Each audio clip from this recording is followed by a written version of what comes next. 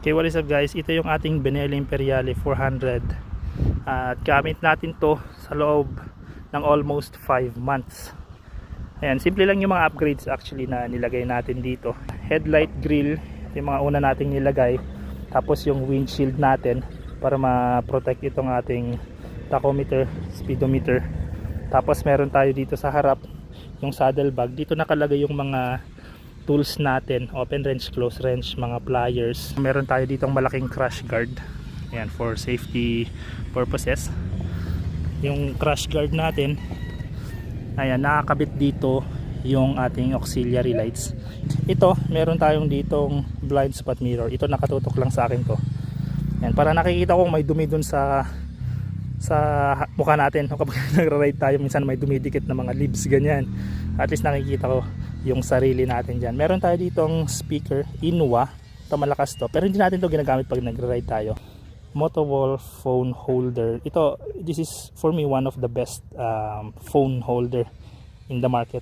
Sobrang tibay. Ayan, bakal siya. Tapos dito nakalagay yung ating lalagyan ng Insta360 X5. So ito, meron siyang selfie stick, yung invisible selfie stick. So dito siya nakakabit. Tapos may nakabang tayo dito. Ito, Motowolf din siya. Anything na pwede nating ikabit dito, at least meron tayong abang na lalagyan. This is a stock side mirror guys, chrome. Pero naglagay tayo ng blind spot mirror na clear yung gilid para malinis siyang tignan. At least bagay siya dito. And so both ends meron siya. Meron tayong tank grill. Dito ko nilalagay yung mga ibang gamit. Usually kapag yung mga bags na may lamang gadgets, mas magandang safe siya. So dito siya nakalagay. Ito naka-suction lang siya, oh. Ayan. Naka-suction lang siya. Diba yan? Ayan, hindi siya matatanggal.